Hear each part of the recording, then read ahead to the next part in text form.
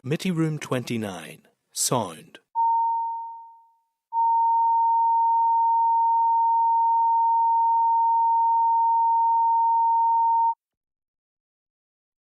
Committee Room 29, Sound.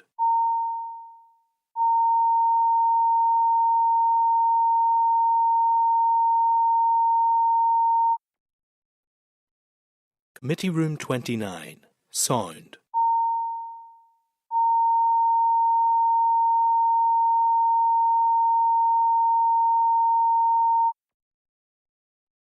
Committee Room 29, Sound.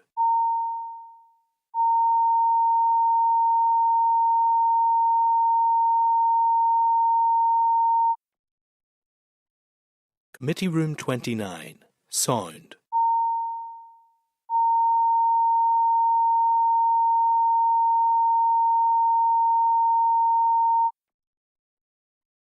Committee Room 29, Sound.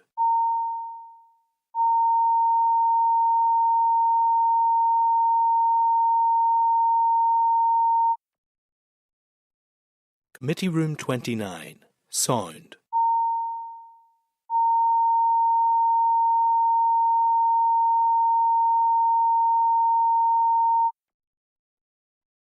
Committee Room 29, Sound.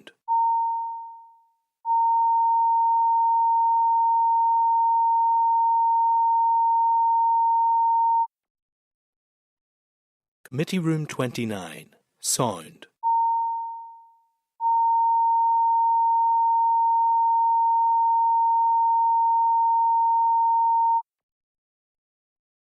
Committee Room 29, Sound.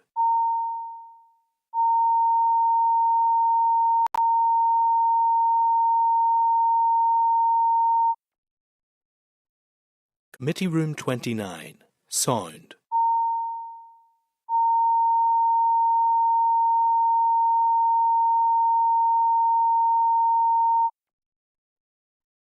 Committee Room 29, Sound.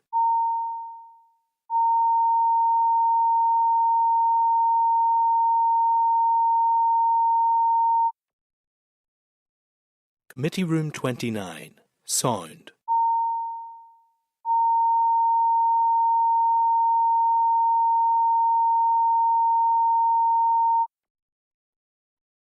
Committee Room 29, Sound.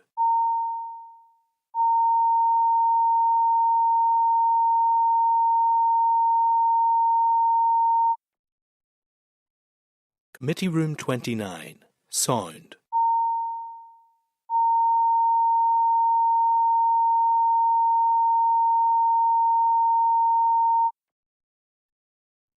Committee Room 29, Sound.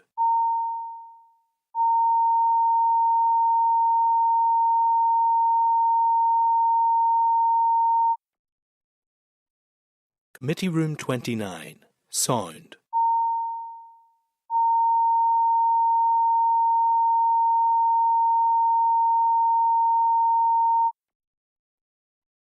Committee Room 29, Sound.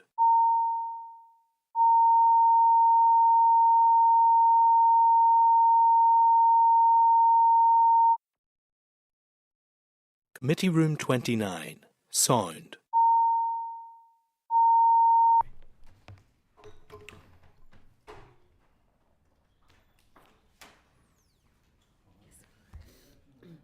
Okay, members, so that is us into public session for today's committee. So just advise members that the committee meeting will be recorded and broadcast throughout Parliament buildings and online. And I would advise anyone in the public gallery that they're welcome to use mobile devices as long as they're in airplane mode and all devices are muted. You can connect to the Assembly Wi-Fi and password details are available on the gallery rules. It's not permitted to take photographs or record any part of the meeting.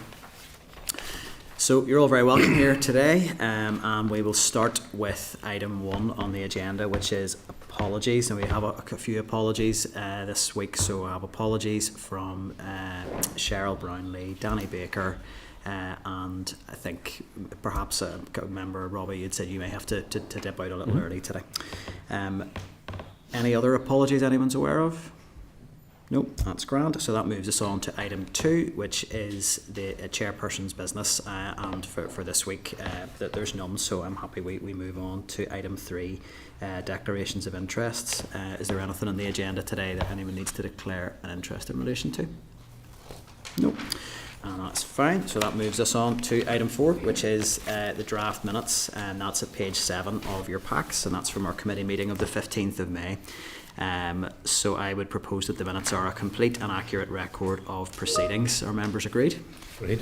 Agreed.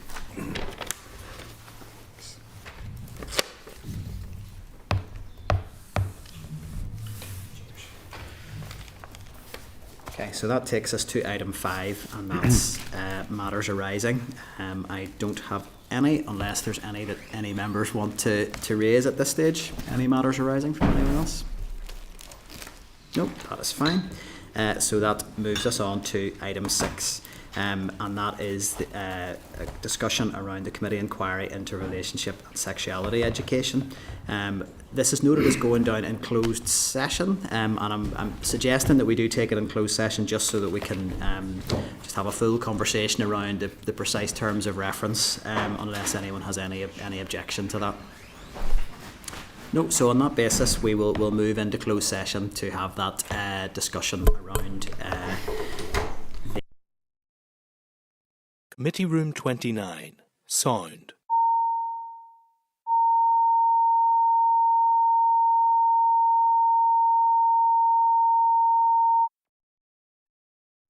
Committee Room 29. Sound.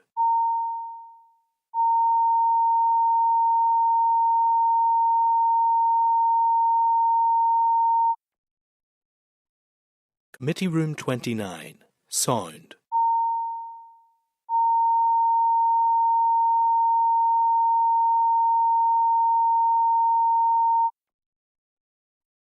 Committee Room 29. Sound.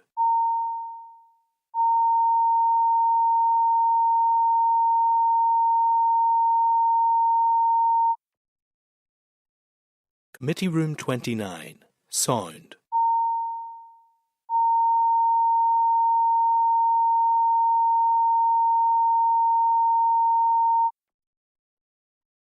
Committee Room 29. Sound.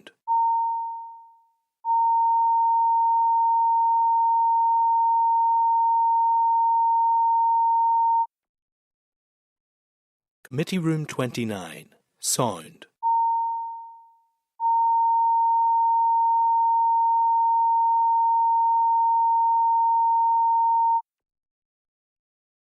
Committee Room 29. Sound.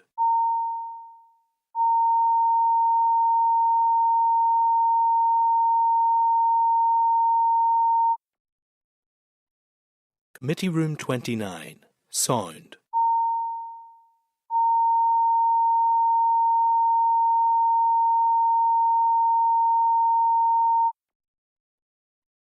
Committee Room 29. Sound.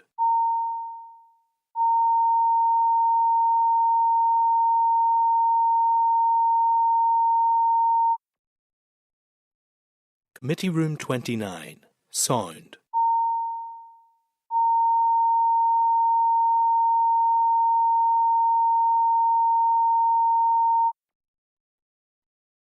Committee Room 29. Sound.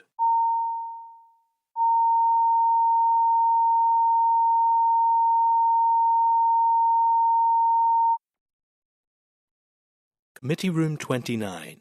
Sound.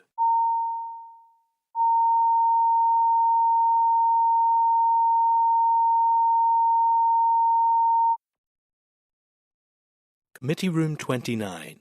Sound.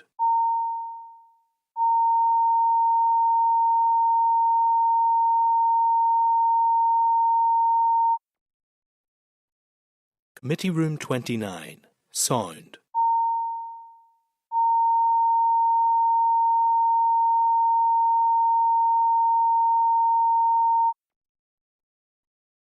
Committee Room 29. Sound.